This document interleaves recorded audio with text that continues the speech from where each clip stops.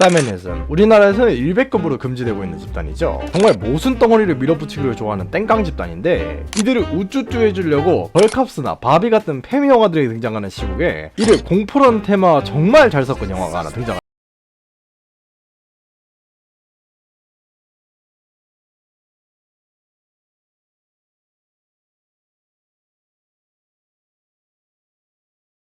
리뷰란 첫 영상에서 말씀드렸듯이 제가 이 작품 혹은 상품에 대해 작성하는 소논문입니다. 어디까지나 저의 주관적인 의견을 기반으로 이야기하는 것이기에 들으시기 불편하실 수도 있고, 여러분들은 다른 의견을 가지고 있을 수 있으며 그 의견 또한 저는 충분히 존중드린다는 것을 알아주셨으면 좋겠습니다. 서브스턴스는 정말 대단한 영화로 보입니다. 분명 클리셰를 벗어나지 않는 뻔한 이야기임에도 불구하고 이 영화를 리뷰하기 위해 3번 정도 시청하는 동안 볼 때마다 식은땀이 나고 공포를 느끼며 메시지 또한 확실하게 와닿는 정말 기묘한 영화이죠. 이런 서브스턴스의 장점으로는 사운드와 연출을 기반으로 한 공포, 확실한 복성과 그 회수, 페미니즘에 대한 재해석을 꼽을 수 있고, 이 영화의 부작용으로는 아름다움과 여성스러움에 대한 혐오감을 꼽을 수 있을 것으로 보입니다. 이러한 장단점들을 아시려면 서브스턴스가 어떤 내용인지 아셔야겠죠? 성인 영화이다 보니 문제가 되는 장면은 모자이크를 진하게 진행한 점 양해해 주시기 바랍니다. 이후로는 영화 서브스턴스에 대한 스포일러가 있으니 주의하시기 바랍니다.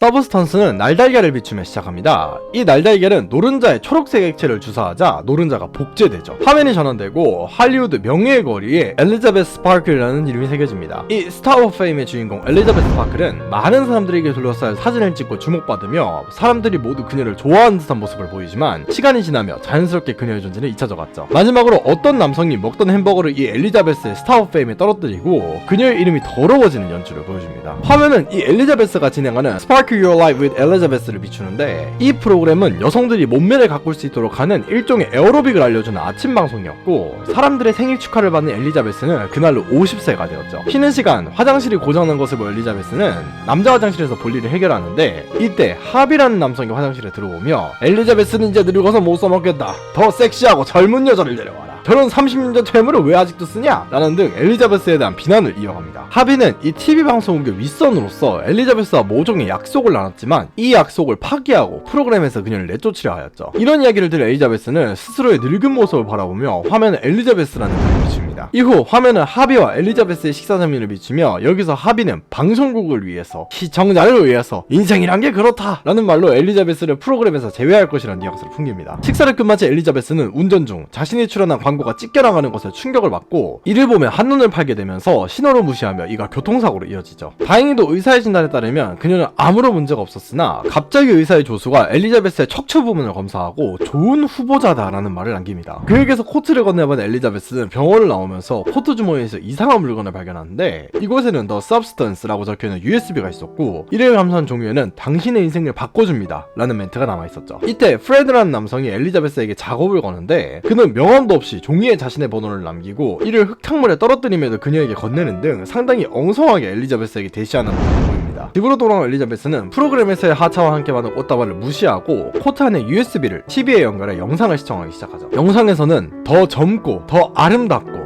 더 완벽한 자신을 만들 수 있으며, 주사 하나를 통해 세포가 새로운 더 나은 자신을 만들어준다고 말합니다. 이 분열된 자신 또한 완벽하게 자신과 똑같은 또 하나의 자신이기에 자신과 더 나은 버전의 자신이 일주일마다 반드시 번갈아가며 존재하며, 둘처럼 보이지만 이 둘은 반드시 하나라는 말을 남깁니다. 엘리자베스는 이런 영상을 보고 신뢰가 가지 않아 USB를 버린 후 거울에 비친 자신의 늙은 얼굴과 한때 정말 유명하여 반짝이는 자신이 받은 많은 상들을 바라보며 버린 USB를 다시 가져오기에 이르죠. 홧김에 이 서브스턴스라는 회사에 전화를 한 엘리자베스는 자신의 손에 주문한 서브스턴스의 수령처를 남기며 잠에 듭니다. 다음날 아침 신문에서 자신을 대신해 새롭게 프로그램을 진행할 18세에서 30세 여성 MC를 모집한다는 공고글을 보고 분노가 치밀어오는 엘리자베스는 배송된 503이라고 적힌 카드를 가지고 서브스턴스로 향하죠. 이 건물의 안쪽에는 여러 번호가 적힌 라커룸이 존재하였고, 503번 라커에 담긴 소포를 가지고 엘리자베스는 귀가합니다. 이곳에는 1회 사용 후 폐기할 것을 지정한 활성제, 다른 자아를 이용할 수 있는 안정제, 전환용 튜브, 모체용과 또 다른 자신용으로 준비된 음식이 들어있었고, 매일 안정화를 시켜야 하며 7일마다 반드시 이 둘이 번갈아가며 존재해야 하며 자신이 한 명이라는 것을 인식하라라는 주의사항이 들어있었습니다. 화장실로 향한 엘리자베스는 늙어버린 자신의 몸을 보며 다시 한번 각오를 다지고 활성제를 투여하는데, 잠시 후 엘리자베스는 어지러움을 느끼며 쓰러지게 되죠. 엄청난 고통을 호소하던 엘리자베스가 쓰러지고 척추가 꿈틀거리며 그녀의 동공이 분열되기 시작합니다. 그렇게 척추를 뚫고 새로운 몸이 생성되기 시작하는데, 이런 엘리자베스가 눈을 뜨자 그곳에는 등이 세로로 갈려있는 자신의 몸이 있었고, 거울에 비친 자신의 모습을 모습을 확인하자 그곳에는 젊을 때 혹은 그 이상의 미모를 가진 여성이 있었습니다. 엘리자베스는 시체와 같이 쓰러진 자신의 몸이 원래대로 복구되기 시작하자 등에 버린 상처를 봉합하죠. 이후 모체에게 식사로 제공된 팩을 연결하자 모체가 숨을 쉬기 시작하며 엘리자베스는 진짜 새로운 자신을 만들어내는 데 성공합니다. 다음날 아침, 전날 안정제를 투여하지 않은 터라 그 부작용이 발생하고 엘리자베스는 모체의 척추에서 이 안정제를 뽑아 자신에게 주사합니다. 이렇게 새로 태어난 엘리자베스는 신문에 게재된 새로운 스파크 라이프의 여성 MC 모집 오디션에 참가하기 위해 집을 나섭니다. 화면은 오디션장을 비추는데 심사위원들은 새로운 육체의 엘리자베스를 바로 채용하고 엘리자베스 스파크는 이제 수라는 이름을 대고 활동하기 시작합니다. 이때 수는 자신의 어머니의 병간호를 해야 한다는 명목으로 자신이 서브스턴스를 활용할 격주의 스케줄을 요구하며 이제 수로서의 삶을 살게 된 엘리자베스는 다시 한번 자신의 전성기로서의 삶을 살아갈 수 있게 되었고 일주일의 시간이 흐르게 됩니다. 그렇게 서브스턴스를 원래 자신의 몸으로 교체해야 하는 날, 수는 원래 자신의 몸과 스위칭을 연결하고 다시 엘리자베스로 돌아오는데 다시 하비를 찾아가 엘리자베스는 하비로부터 완전한 은퇴선언을 듣고 자신의 물건들을 돌려받습니다. 이런 자신의 태도에 신물이 난 엘리자베스는 다시 무료한 일상을 보내고 말죠. 리필 세트를 공급받아 다시 한번 수가 된 엘리자베스는 과거의 자신을 지우고 싶어하는 모습을 비추고 방과 방 사이에 공간이 있는 것을 확인해 그곳에 자신의 모체를 보관하기로 결정합니다. 이 공사의 소음으로 인해 찾아온 옆집 남자 올리버는 수의 얼굴을 보자 자연스럽게 불평을 하지 않게 되었고 그녀에게 반한 것처럼 보였죠. 수는 화장실 뒤에 공간을 만들어 그곳에 엘리자베스의 몸을 넣고 과거의 자신의 흔적들을 지우며 과거 스파크 유어 라이프를 재구성한 새로운 자신의 프로그램 펌프 잇 업 위드 수에 출연하죠. 마지막 서브스턴스를 교체하는 날 수는 늦게까지 밖을 돌아다닙니다. 결국 신량이 끊긴 엘리자베스 모체의 모습을 비추는데 이와 대조적으로 수는 한 남자와 관계를 나누려고 하였고 이때 결국 부작용이 발생하기 시작하죠. 결국 7일마다 반드시 번갈아가며 존재해야 한다는 규정을 무시하고 쓰고 버린 보충제 키트를 사용해 수로서의 삶을 조금 더 연장하게 됩니다. 다시 남자에게 돌아간 수가 관계를 가지려고 후면 지퍼를 여는 순간 수많은 장기들이 등에서 쏟아져 나오는 모습을 보이지만 이는 스위칭 중에 발생한 엘리자베스의 꿈이었고 사실 수는 평범하게 남성과 관계를 가지고 조금 더 늦게 엘리자베스에게 몸을 돌려준 것이었습니다. 이런 엘리자베스는 트로이라는 남성이 남긴 메모를 발견하는데 이를 회수하려고 오른손을 뻗는 순간 노화된 자신의 손가락을 보게 됩니다. 엘리자베스는 수가 모체인 자신에게서 안정제를 하루치 더 뽑아 사용한 것을 확인하고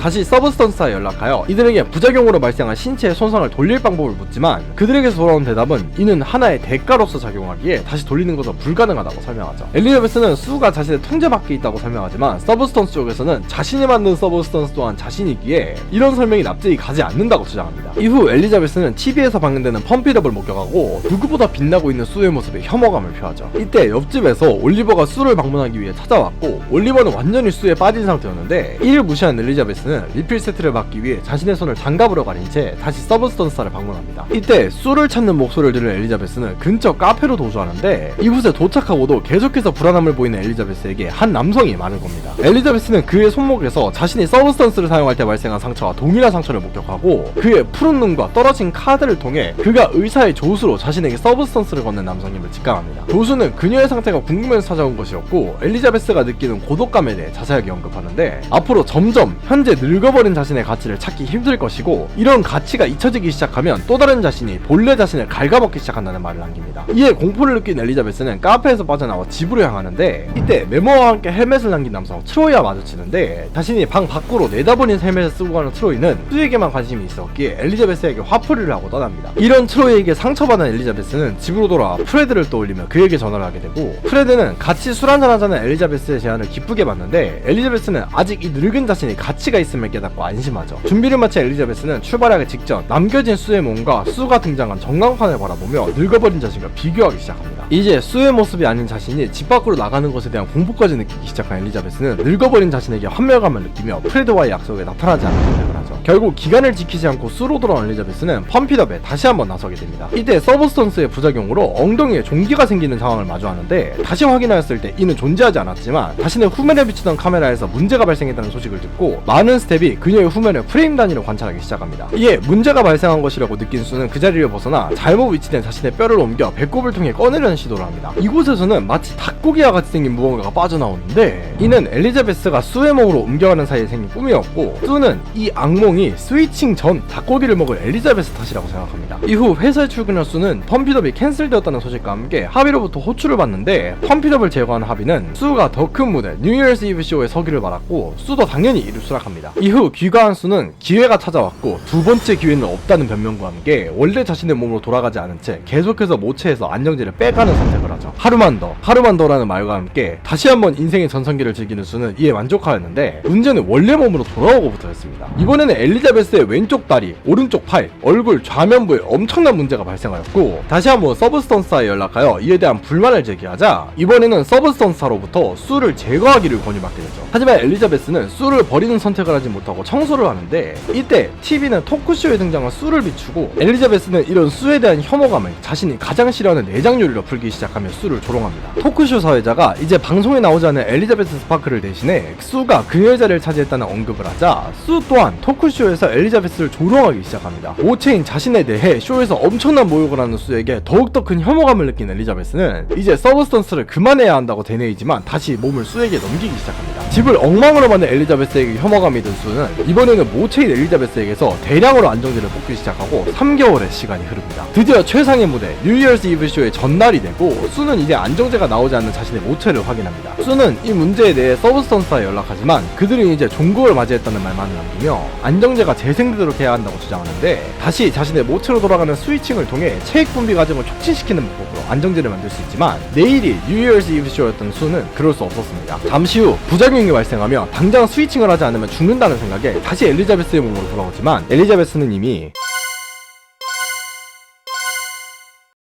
좋기 100세는 넘어 보이는 뼈밖에 남지 않은 노인의 모습으로 변모해 있었죠. 이제는 제대로 걷지도 못하는 모습을 보여주며 더 이상 수로서의 삶을 이어갈 수 없다고 판단한 엘리자베스는 이제야 서브스턴스를 캔슬하며 자신의 사진을 방으로 다시 가져옵니다. 마지막 세트가 배달되었다는 말에 엘리자베스는 503 락커로 다시 향하고 그곳에는 또 다른 자신을 제거할 수 있는 종료 액체가 들어있었죠. 엘리자베스는 이 종료 액체를 주입하는 도중에도 아름다운 또 다른 자신 수를 바라보며 사람들에게 사랑받는 자신을 다시 한번 떠올립니다. 이로 인해 엘리자베스는 제거 액체를 주사하던 도중 이를 멈추는데 사람들의 관심에 집착을 보이던 엘리자베스는 수를 되살리려고 하였고 이때 애매하게 발생한 스위칭으로 인해서 엘리자베스의 인격이 엘리자베스와 수 둘 모두에게 들어갑니다. 수는 엘리자베스가 자신을 제거하려고 한 것을 보고 그녀를 공격하기 시작하는데 이후 수는 결국 자신의 모체 엘리자베스를 죽이는 경지에 이르고 말죠. 그럼에도 그녀는 사람들의 관심을 끊을 수 없었고 그날 저녁 부작용을 감내하며 자신의 가장 빛난 뉴이얼스 이브 쇼를 향합니다. 수는 이 뉴이얼스 이브 쇼를 준비하는 도중 이가 빠지는 크나큰 부작용을 겪게 되고 이를 다시 되돌릴 방법으로 활성제를 떠올립니다. 하비를 포함한 이 사진들을 마주한 수는 이를 보이지 않는 웃음으로 잠시 이를 무마하는 데 성공하지만 이어서 손톱이 빠지고 귀가 떨어지는 등 돌이킬 수 없는 부작용을 마주하죠. 다시 집에 돌아온 수는 자신의 몸에 활성제를 주입하는데 이번에는 세포가 걷잡을 수 없이 불어나는 연출과 함께 수는 괴물의 모습으로 다시 태어납니다. 그녀의 등에는 엘리자베스로서의 자신 또한 남아있었고 이제 환각까지 보는 수에게 지금의 자신은 너무나도 아름다웠죠. 엘리자 수는 억지로 드레스를 껴입고 수의 얼굴에 그려진 포스터를 얼굴에 접착제로 붙인 후 다시 촬영장으로 향합니다. 스태프는 어째서인지 이런 그녀를 현장으로 내보냈고 많은 사람들도 그녀를 반겼습니다. 시점은 뉴이얼스 이브 쇼의 대망을 장식할 무대 중앙으로 옮겨가는데 엘리자 수가 무대 중앙으로 등장하고 그녀는 무대 인사를 시작하지만 금방 그녀의 얼굴에 붙은 포스터는 떨어지게 되고 무대 위에서 유광을 배출하는 등 기괴한 괴물로서 사람들을 마주합니다. 사람들은 엘리자 수에게 경악하고 혐오를 표현하며 이를 총으로 제거하라는 말도 서슴지 않는데요. 그럼에도 엘리자 수는 나는 수이다, 나는 엘리자베스다, 난 아직 나 자신이다 라는 말을 반복할 뿐이었죠. 한 남성이 이런 엘리자 수를 공격하여 그녀의 머리를 제거하지만 다시 재생하여 이번에는 더욱 기괴한 몰골로 변하고 계속해서 재생되는 피를 모든 관객에게 뿌리기 시작합니다. 무대에서 도망친 엘리자 수는 점점 붕괴되며 결국 등을 달릴 때 엘리자베스만이 움직이게 되는데 엘리자베스는 인간이라고 부르기도 뭐한 괴물의 모습으로 자신의 스타 오브 페임이 있던 자리를 이동하며 밤하늘의 별들 사이로 자신에게 비치는 스파클에 대한 환상을 보며 녹아 없어지고 맙니다. 이런 그녀의 피로 더러워진 엘리자베스 스파클의 스타 오브 페임을 한 청소부가 청소하는 것으로 영화 서브스턴스는 마무리됩니다.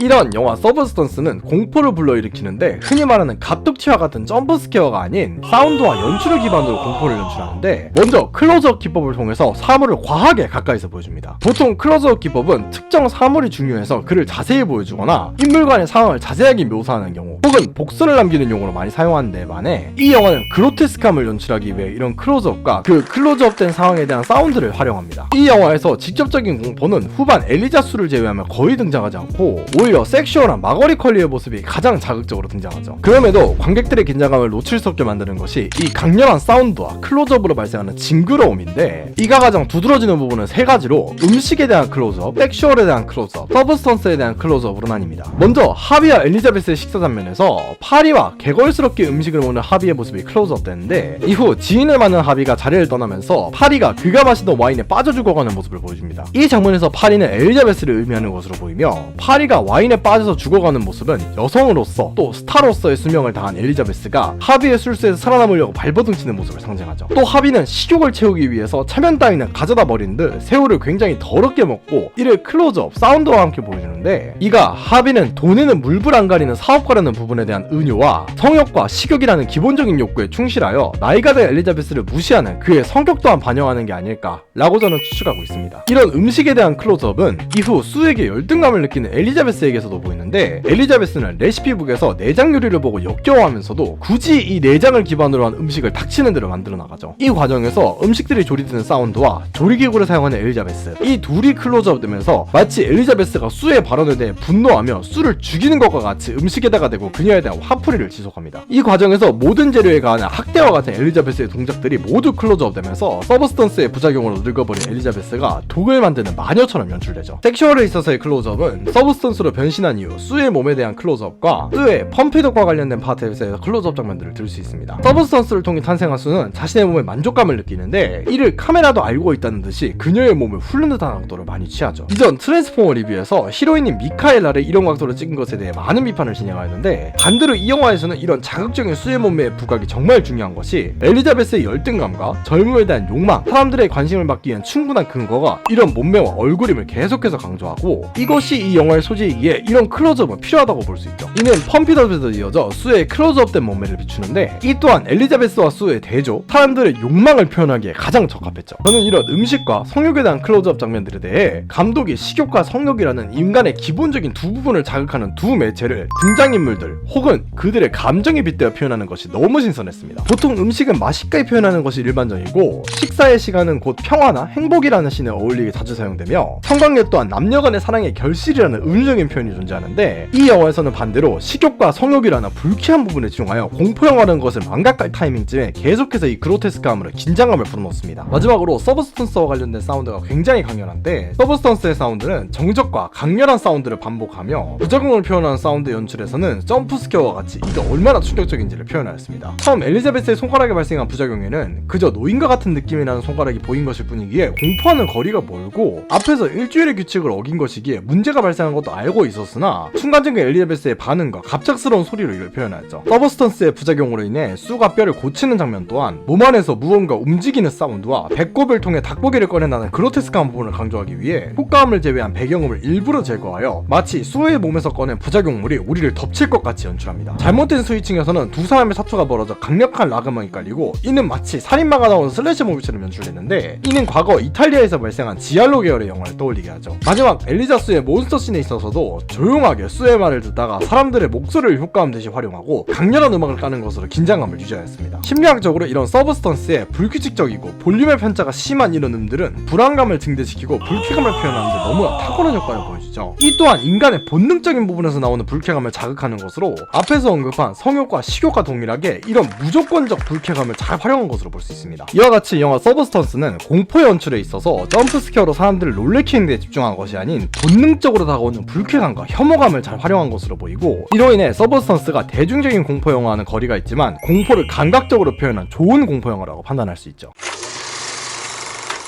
두 번째로 서브스턴스는 확실한 복선과 그 횟수가 두드러지는데, 이를 통해 수미 상황과 상황이나 인물에 대한 확실한 대조를 보여줍니다. 먼저 서브스턴스는 계란 노른자에 초록색 주사를 놓고 이 노른자가 두 개를 분리하는 장면으로 시작합니다. 이 녹색 액체가 이후 등장하는 활성제이고 엘리자베스의 인생을 바꾼 도구이자 파멸로 이끈 도구이죠. 이런 계란에 관련된 표현은 이후 엘리자베스가 내내 닭을 섭취하며 이후 스스로 닭을 으깨버리는 것으로 서브스턴스와 모체의 관계로 나타낸다는 은유적인 표현도 담겼으며 수의 환상에서 채워넣는 부작용의 산물도 닭고기였습니다. 영화의 오프닝에는 계란 이후 스타 오브 페임에 엘리자베스의 이름이 새겨진 후 시간이 지남에 따라 엘리자베스가 잊혀져가는 것을 표현했는데, 이는 마지막 장면에 괴물이 되어 건물을 빠져나온 엘리자베스가 죽기 직전 괴물의 모습으로 찾아온 곳이고, 아이러니하게도 첫 장면에서 버거위에 더럽혀져 붉은색이 된 그녀의 스타 오브 페임을 다시 한번 붉게 물들인 것이 그녀 자신이었고, 엘리자베스가 사라지고 그녀의 자국이 없어지는 것으로 다시 한번 그 의미를 되찾기까지 합니다. 마지막으로 서브스턴스의 부작용과 활성제에 관련된 조항들은 이들이 보는 USB 영상, 키트에 들어있는 설명서, 엘리자베스의 전화에서 일관적으로 나타나는데, 매일 안정제를 투여해라, 일주일마다 반드시 몸을 교체해야 한다, 몸이 둘이더라도 두 몸은 어디까지나 하나다 라는 세 가지 조항을 꾸준히 강조하죠. 활성제는 투약 후 폐기라는 문구를 확실하게 비추었고, 엘리자베스는 이 네 가지 조항을 모두 지키지 않았기에 파면을 맞이합니다. 먼저 일주일마다 반드시 몸을 교체해야 함에도 이를 무시하고 수의 몸으로 받는 관심과 사랑이 너무나도 컸던 엘리자베스는 수로 지낸 나날들이 늘어갔고, 이 과정에서 이 둘이 마치 다른 사람인 듯 서로를 혐오하고 서로에 대한 원한을 품고 비난을 반복하며 지내죠. 영화 중반에 나타난 의사 조수의 말처럼 이 수가 엘리자베스를 미워하며 그녀의 몸을 갉아먹었고, 결국엔 엘리자베스를 죽인 수는 매일 안정제를 취해야 한다는 조항을 지키지 못하게 되며 마지막 수단으로 폐기했어야 할 활성제의 조항을 무시하며 활성제의 재취약을 실시합니다. 이러한 세 가지 조항에 대한 무시로 탄생한 괴물 엘리자수에는 마지막 조항처럼 엘리자베스의 의식이 남아있었고, 결국 둘처럼 보이던 이들은 이중인격 같은 것이 아니라 그저 엘리자베스이자 수 한 명의 버림짓임이 드러나죠. 이런 일련의 과정은 초반부터 천천히 하나하나 빌드업을 쌓아갔기에 스토리 중반부부터는 수가 몸을 교체하지 않고 안정제를 투여하지 않은 상태로 둘이 하나라는 것을 잊을 것이다 라는 스토리의 전반적인 플롯을 이해하는 데 큰 도움을 줍니다. 이런 명확한 복선과 그 회수를 진행하는 작품은 그 스토리가 예상이 되기에 단조로울 수 있는데, 서브스턴스는 앞에서 언급한 대로 강렬한 사운드와 클로즈업을 통해 이야기에서 이 부작용이 한 번에 터지는 것으로 인해 발생할 엄청난 사건이 언제 발생할지 모르게 하고 그 긴장감을 유지시키기에 이런 스토리의 단점이 오히려 정석적인 이야기를 좋은 연출로 잘 풀어갔다라고도 보여지죠. 이 외에도 확실한 대조를 통해서 스토리의 이해도를 높이고 이를 복선으로 활용한 경우가 많았는데, 먼저 앞에서 언급한 닭과 계란의 비유처럼 이 둘의 이야기에서는 계속해서 닭과 계란이 등장합니다. 실제 음식으로 등장하는 것 뿐만이 아니라 모체와 그 서브스턴스, 부모와 자식이라는 관계처럼 등장하기도 하죠. 이 둘은 분명히 같은 인격이지만 수는 마치 사춘기의 아이같이 모체에게 반항적인 모습을 보이며 모체를 부끄러워하는 듯이 피하고 숨기는 모습을 보이고, 엘리자베스는 이런 수의 잘못된 행동을 못마땅해 하면서도 그녀를 통해 대리만족을 얻으며 인생의 대부분을 투자한 자신이 피해를 입고, 그런 모체 자신이 지금 당장 죽을지도 모르는 상황에서도 막상 그녀를 죽이고 없애는 것이 불가능한 부모와 같은 모습을 비춥니다. 이런 계란과 닭의 비유를 통해 초반부터 엘리자베스와 수를 부모와 아이 관계로 바라보았다면 수가 일으키는 문제와 엘리자베스의 사망을 예상할 수 있었죠. 이 외에도 엘리자베스와 수를 비교하듯이 초반 스파크 유어 라이프에서 트레이드마크로 사용된 플라잉 키스를 수가 펌핏업에서 그대로 선보이거나, 과거 복도를 꽉 채운 엘리자베스의 스파크 유어 라이프의 사진들과 이 사진들이 사라진 후 새롭게 전시되기 시작하는 펌핏업의 수, 대시하는데 서툴고 나이가 든 눈치 없는 남자 프레드에게서야 겨우 아름답다는 소리를 듣고 사랑받는 엘리자베스에 대조되는 핫한 젊은 남자 트로이를 만나는 수, 엘리자베스는 눈길도 주지 않는 은퇴의 꽃다발과 뉴이얼스 이브 쇼에 출연하며 기대와 사랑을 받는 수의 축하의 꽃다발, 이런 모든 이야기의 요소들이 이야기를 진행하는 데 있어서 중요한 역할을 작용하며, 엘리자베스가 수와 자신을 비교하며 절망에 빠지거나 수가 받는 사랑에 중독될 것이라는 것을 계속해서 암시하는 역할을 합니다. 이와 같이 서브스턴스는 수많은 복선들과 그 복선에 대한 회수를 통해서 자칫 예상이 되는 단조로운 스토리로 볼 수 있는 부분을 이야기의 이해를 높이는 비유적인 표현들로 대체하였고, 긴장감을 지속하는 공포감이 더해져 언제 부작용으로 인한 피날레가 터질지 모르는 스릴을 주는 영화라는 매체로서도 좋은 작품으로 탄생하였다고 판단할 수 있죠.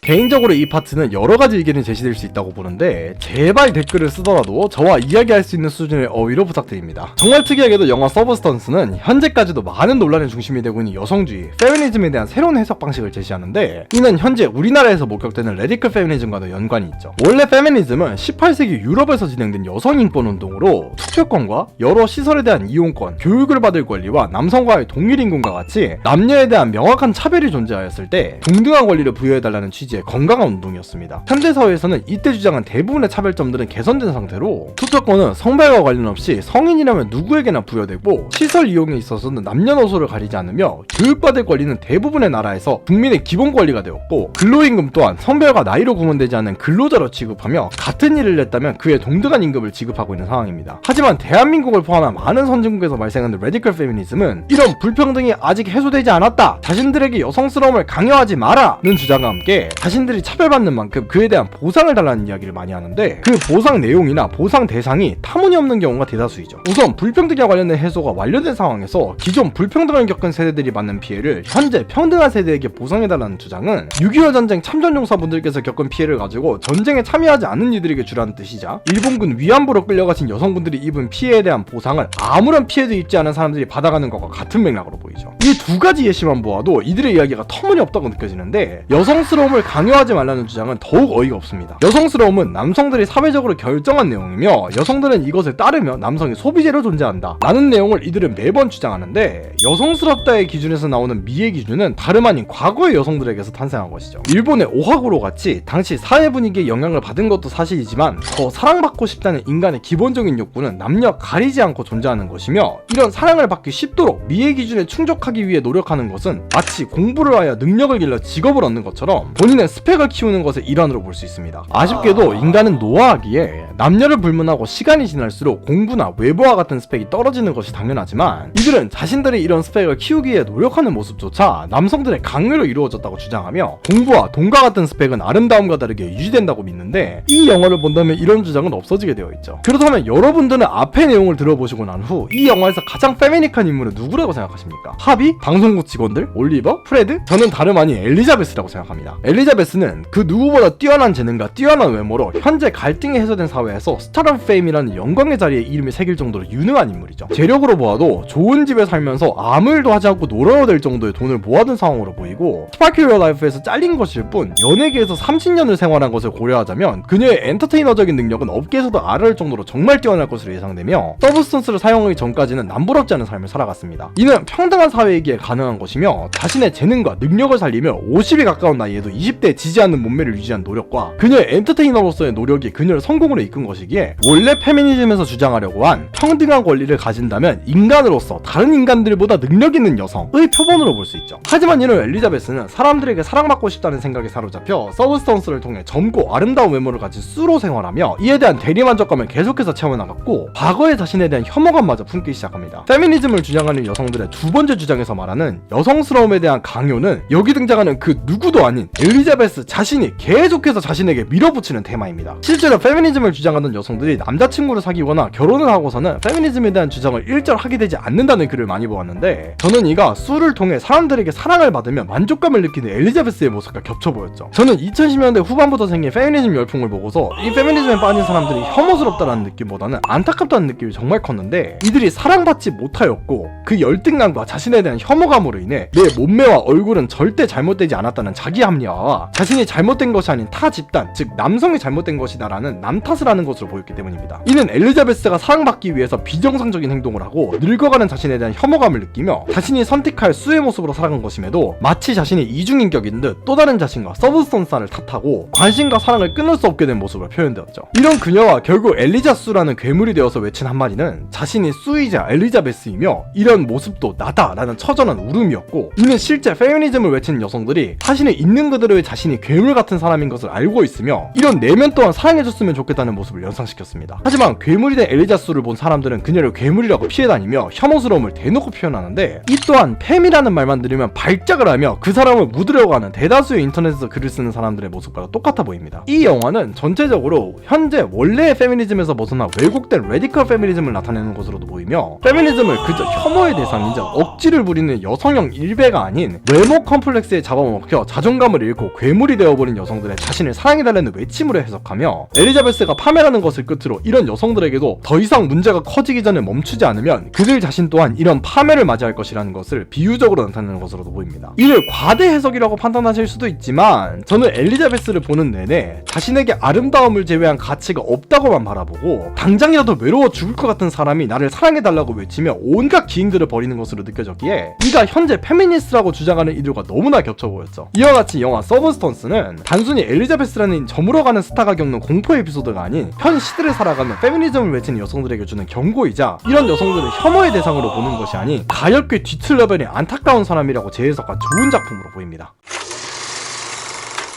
마지막으로 저는 단점보다는 부작용으로 꼽고 싶은 것이 바로 이 영화를 시청한 후 아름다움과 여성스러움에 대한 혐오감이 꽤나 장시간 후유증으로 남을 수 있다는 것입니다. 저는 이 영화를 리뷰하기 위해서 3번 정도 관람했는데 이 과정에서 한 번도 이 영화가 야하다는 생각이 들지 않았습니다. 분명히 마거리 컬리의 몸매나 얼굴은 남자 입장에서 보였을 때 굉장히 매력적인 축에 속하고 이런 그녀를 포함한 많은 여성들의 노출 장면과 섹슈얼한 씬이 많았음에도 이에 전혀 성적인 끌림을 느끼지 못하였습니다. 이는 이 영화 특유의 본능을 자극하고 긴장을 놓을 수 없는 사운드와 연출, 리뷰를 진행하는데 파악해야 하는 수많은 메타포와 복선들을 향한 인식, 마지막에 등장하는 엘리자스의 그로테스크함과 함께 영화를 보는 동안 계속해서 성욕과 식욕으로 표현되는 더러움, 이러한 것들에 대한 오페런트 조건 부여로 인해 본능적인 욕구에 대한 저항감이 생기는 것으로도 해석할 수 있는데, 제가 생각하는 가장 근본적인 부분은 저 스스로가 수가 아름다운가? 라는 의문을 품었기에 생겼다고 보고 있습니다. 아름답다는 말에서 아름의 어원은 자신, 여자아이, 퐁, 암, 주간 5가지의 추측이 존재하나 저는 이 중에 자신답다라는 말이 아름답다는 말이 되었다고 생각하고 있고, 이런 맥락에 있어서 수는 과연 아름다운 인물인가 라고 한다면 저는 절대 아니라고 하고 싶습니다. 사람은 각자 고유의 매력이 있고 이가 전달되기 힘들 뿐더러 전해진다고 하여도 이가 매력으로 느껴지지 않는 사람도 존재합니다.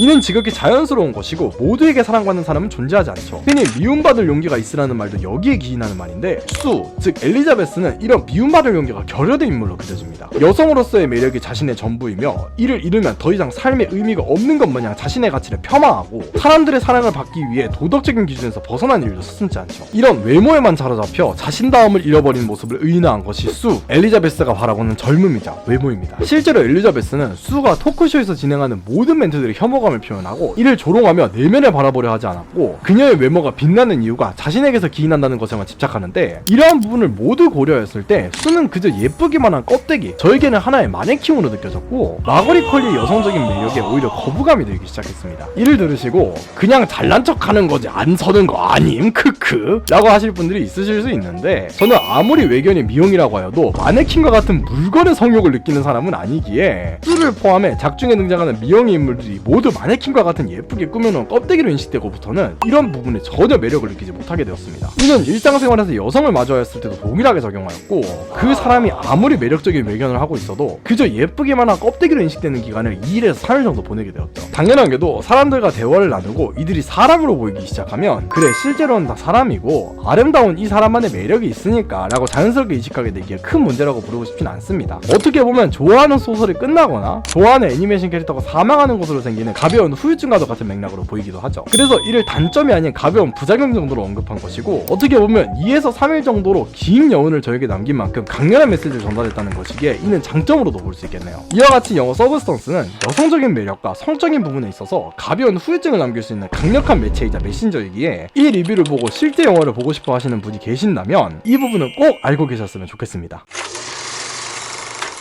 정리하자면 영화 서브스턴스는 강렬한 사운드와 클로즈업 기법을 활용하며 점프스퀘어가 아닌 감각적인 공포를 심어주는데 성공하였고, 단조롭고 뻔한 이야기에 이런 좋은 연출, 확실한 복성과 그 회수를 통해 이야기를 보는 동안 지루하지 않게 만들어주었으며, 현재 페미니즘을 주장하는 여성들을 그 누구보다 여성의 아름다움에 집착하고 자신에 대한 혐오감을 가진 가엾고 안타까운 사람들이라는 재해석을 보여주는 좋은 작품으로 보입니다. 이런 메시지와 매체가 강렬한 것으로 인해 약간의 후유증이 남을 수 있지만 이는 단점으로 보기엔 어렵죠. 제가 이런 서브스턴스에게 주는 평가는 별 5개 만점에 당연하게도 5개입니다. 감사합니다.